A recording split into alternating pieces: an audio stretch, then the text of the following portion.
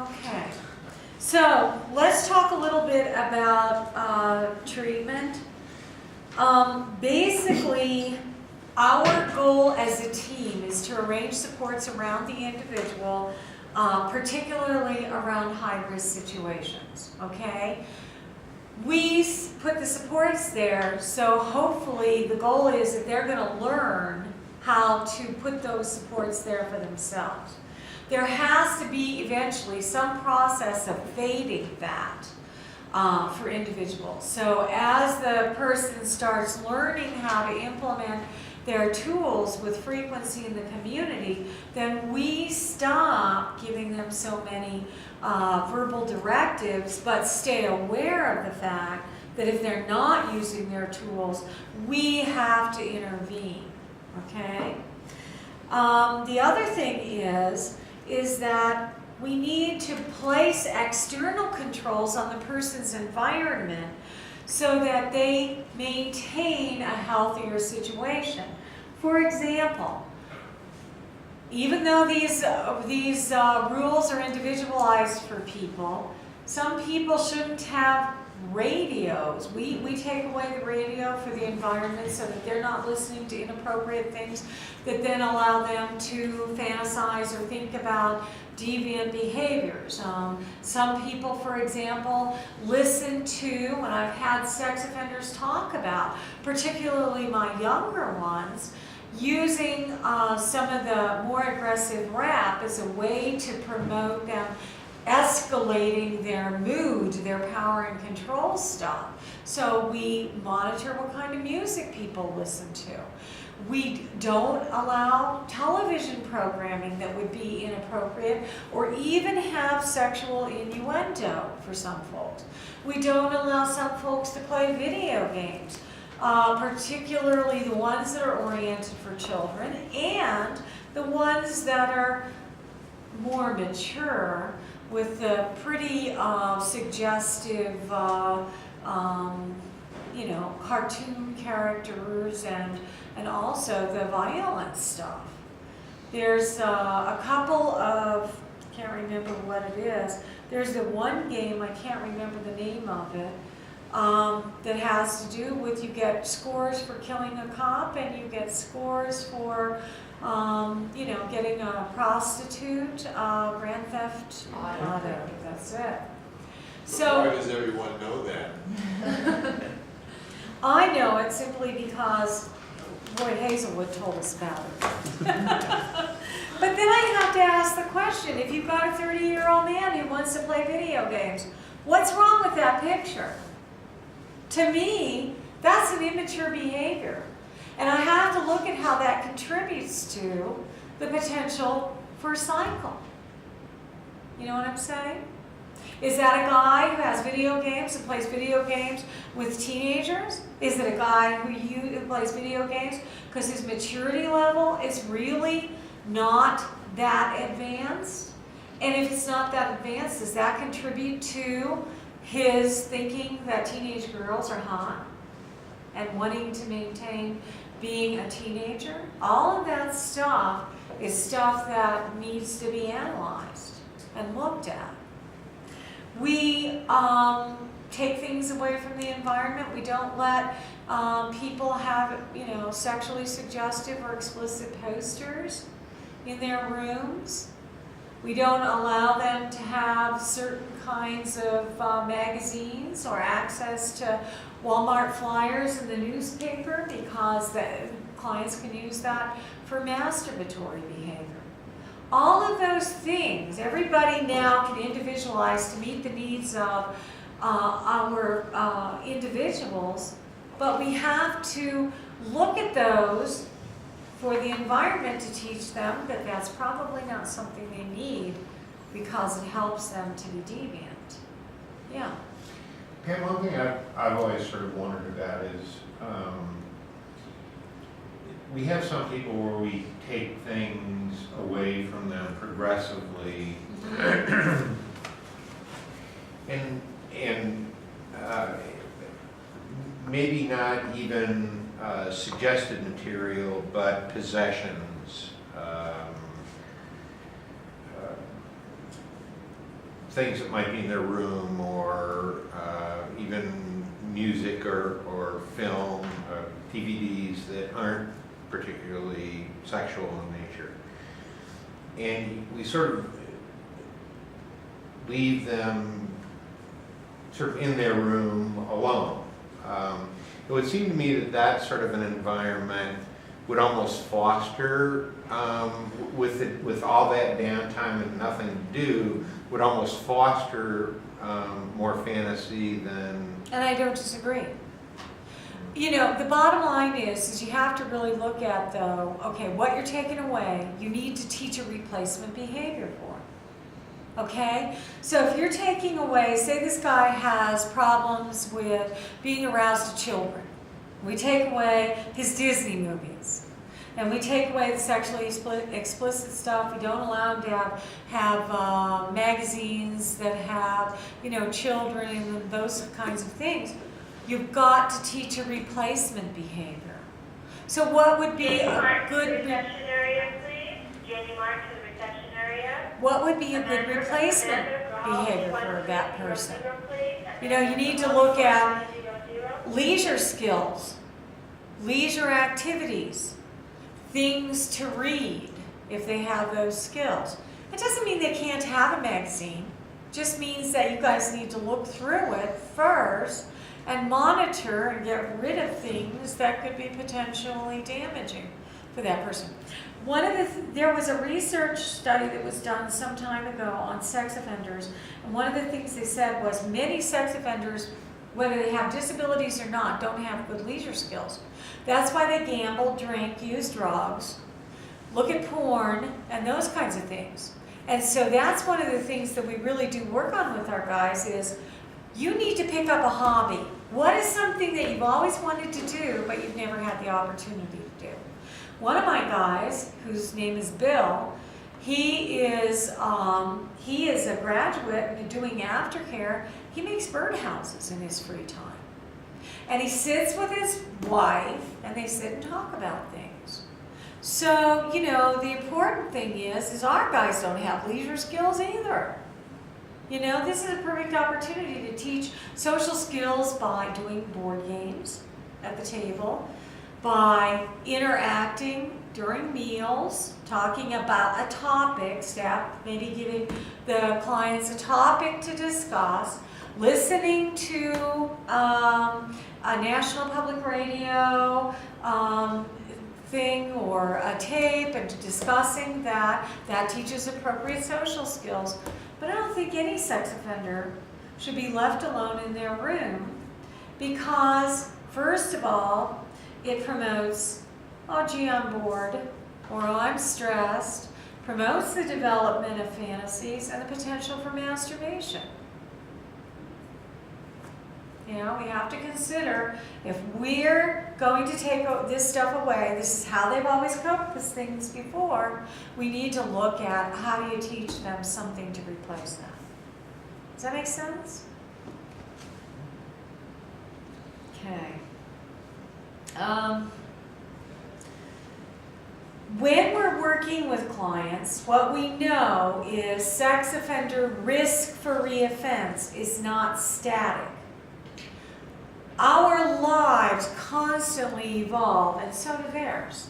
So the reality is that the way they've dealt with stress in the past, or anxiety, or any of those other things, has been to masturbate, to deviant thoughts, which then leads to the emission of inappropriate behavior. So we constantly need to be aware of the stress or the risk that the person is experiencing in his life. The more stress, generally, the more risky that person's going to be. So if there's, I'm just going to use a general example, say we've got a new client moving into a house where there's other sex offenders who live there for a while, then the chances are that those people who've been living there for a while are going to be riskier because they're not going to be getting the same individual attention or something that they were getting because there's somebody new in the milieu. So that means that when they go out in the community, you might be a little bit more aware of their behaviors at that time when they're in the community, since they might have a higher chance of acting out. You know, a person can be a risk overall for a period of time, but within that period of time also have gone up in risk and down in risk. Up in risk and down in risk. Does that make sense? So we have to constantly be aware of how certain changes in the person's environment could contribute to potential risk for acting out during his or her day. Okay? The other thing is supporting the individual being able to use their skills in the community is important too. We have them living in very protected, contained environments. And so when they have to deal with the community, we have to be able to remind them of what kind of skills. That's part of the reason we do safety plans. The safety plan should be reviewed before the person goes out with that individual so that they have that little practice, so to speak. They remember what they're supposed to do. And then, while they're out in the community doing whatever activities they're doing, use that as an opportunity for teaching, helping them generalize from where they've been living and what they've been learning to, wow, this is the real world, you know? Okay, for our population, you have to review and review and review, because sometimes our guys have a tendency to forget, especially if this stuff hasn't been worked on with them during the week. Okay?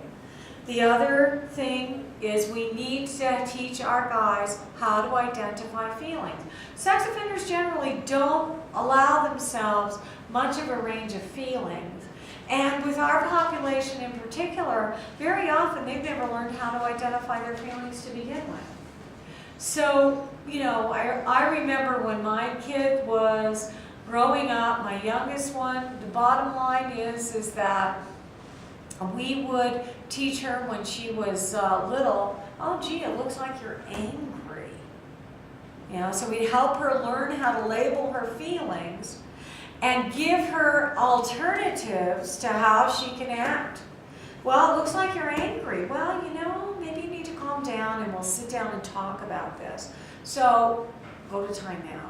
You know, I'm not telling you to use timeout, that's a restrictive procedure.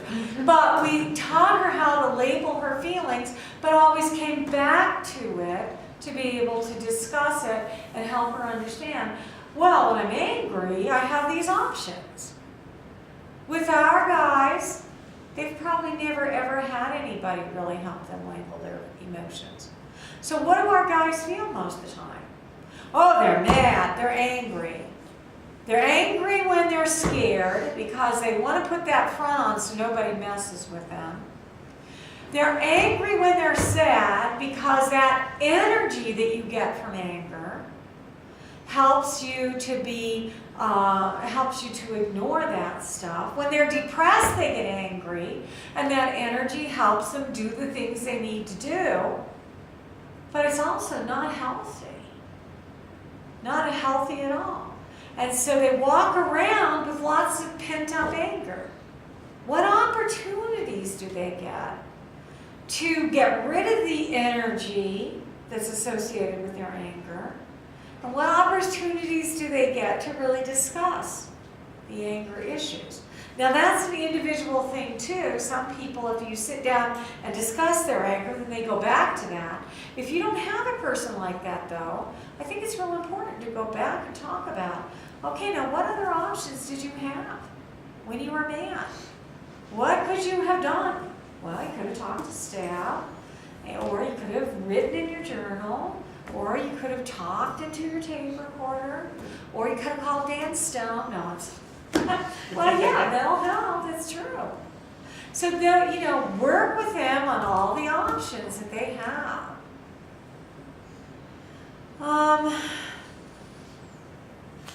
And provide for guys who can't read, who are not as verbal, opportunities for experiential things. Okay? Remember that our population, by nature of their developmental disability, has a low frustration tolerance. They tend to progress more slowly. So sometimes, I'm talking about non-DD sex offenders taking 10 years to complete treatment. If that's a non-DD sex offender, give our DD guys a little bit longer, guys. And the last seminar I went to here, Jean Abel said this: if we don't cure sex offenders, why do we ever let them out of treatment? Not that treatment needs to look exactly like it looked early on in sex offender, when they were first sex offending, but they may always need some sort of support to keep them on the right track. Okay? So as staff members, you guys who are doing the frontline work are really important in being able to keep somebody invested in continuing. Most of our guys have poor ability to generalize from what we talk about to day-to-day living, so it's real important to help them with that.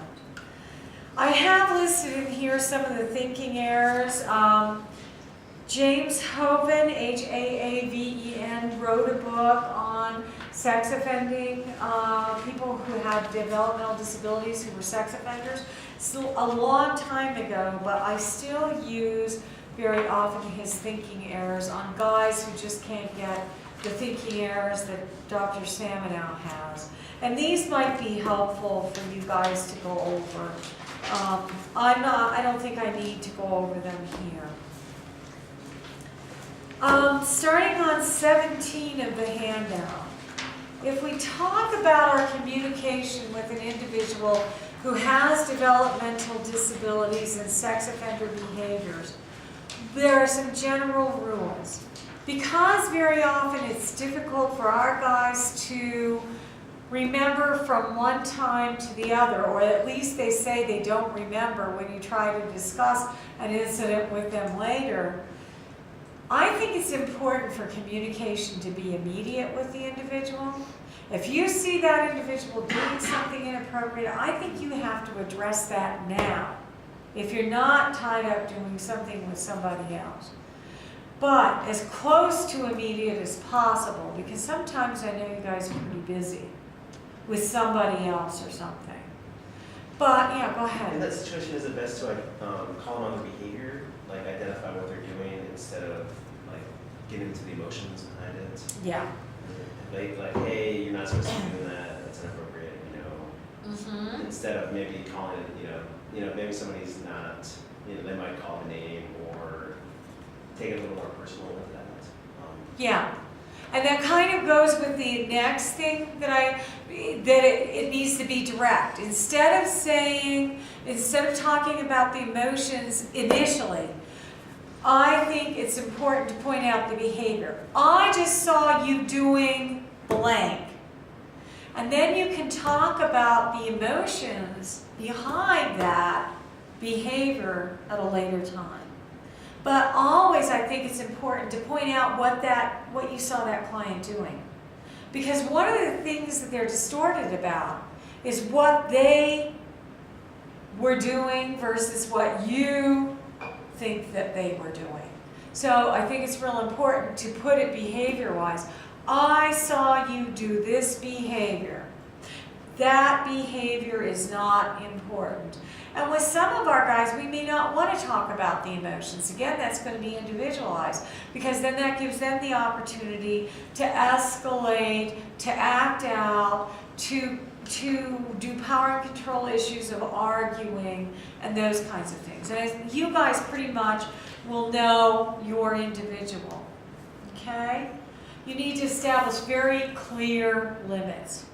You may not do blank, this behavior. You may not talk in a baby tone of voice. You may not talk about these things like cookie monsters or poo-poo monsters or those kinds of behaviors. You may not establish those kinds of clear limits. And if you've got a guy who's consistently doing that over and over and over again, then it's okay to make a behavioral contract with them that they can take to their room, that they have signed, so that then the next time they do it, you can say, well, you agreed with us on this date that you would not talk about that. And go pull out your contract and bring it here. And if they can't find it, you do another one. So that situation or that way of handling negative behavior also apply when like a client is trying to talk about their deviant fantasies with the staff? Would you always like redirect them the same way, like you're not allowed to do that? Right. The interesting thing when a client wants to talk about their deviant fantasies is that there's a point in time in therapy when I need to know what that person's thinking about. But once I've got a general feel for what their typical deviant fantasy is, and they want to talk about their deviant fantasy, then a lot of times that's for your reaction, or it's so they can escalate, or something along those lines. And yeah, you can definitely say, you know, your sex offender treatment therapist says that you're not supposed to talk about those things, and we're going to agree that you're not going to, except for if that therapist wants to, and then you'll do it with them. Right. So you make very clear boundaries for that person. Sex offenders don't have clear boundaries. And you know, I think we do a lot of behaviors within the DD system that promote poor boundaries. I'm sorry, staff, but you're not sex offenders' friends. You know? I do not believe that staff should be telling sex offenders, I'm your bud. No, you're not. You're paid. Anybody who's paid to be somebody's friend is not a friend. That means you're a paid employee. And, you know, I do not believe that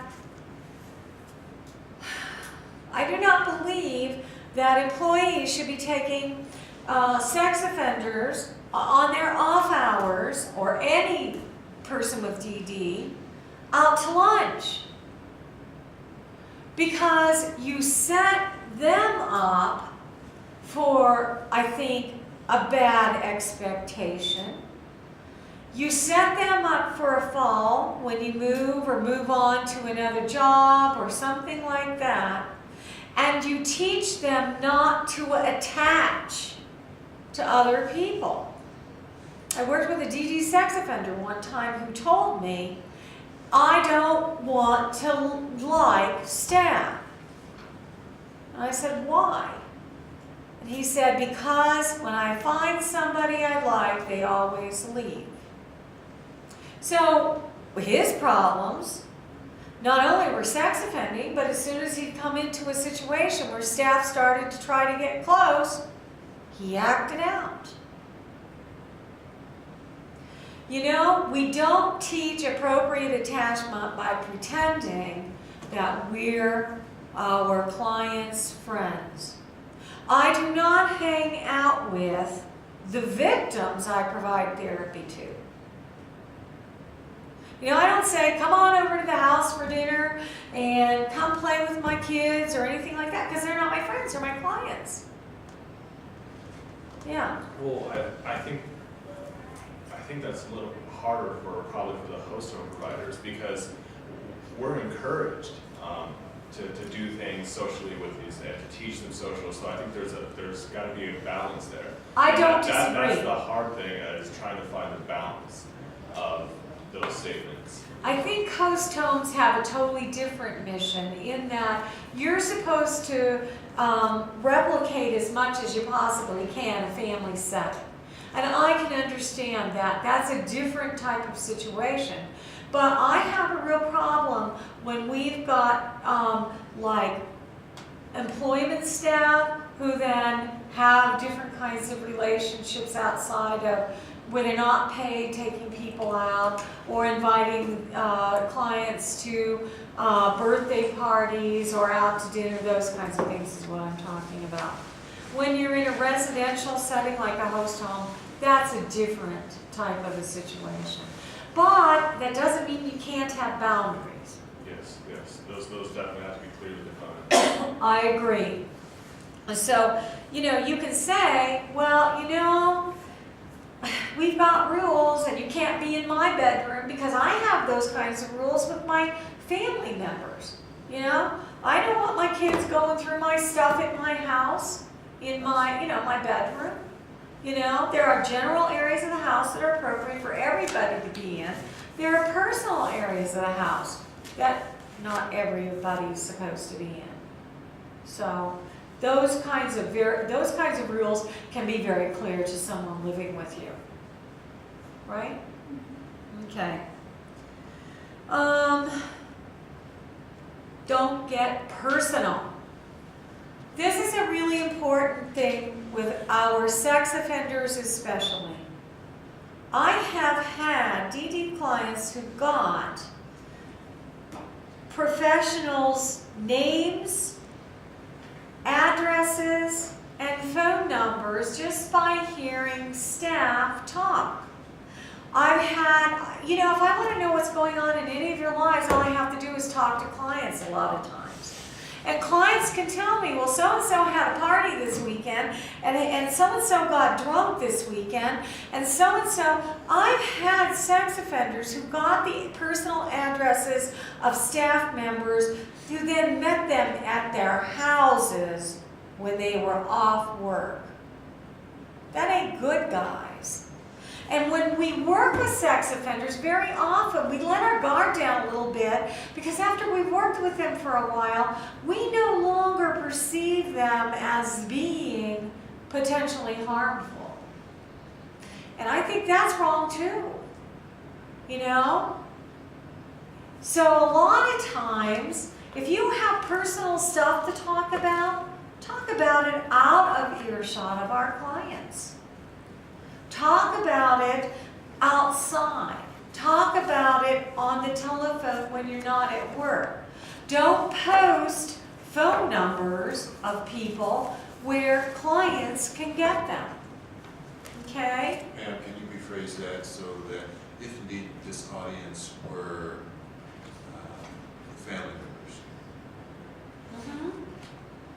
And just restate it for us as if you were speaking to us as family members.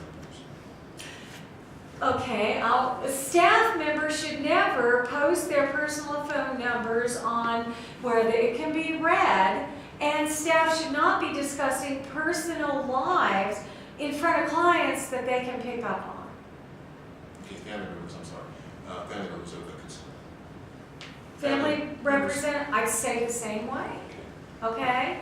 Now, family's different. If family's going to talk about other family members, they're family. I guess that I was always careful what I talked about in front of my kids, okay? I think that people need to use that kind of rationale. But I still don't believe that staff members should be talking about their personal lives where clients can overhear. Part of the reason for that is that then it's real easy. Information is power. You know? Lots of our guys will try to eavesdrop on things. Outside doors. And for them, knowledge is power. And so the reality is that any little information, we may not think of it as that way, but any little information I have about Susie Q over here, my staff member, makes me feel powerful.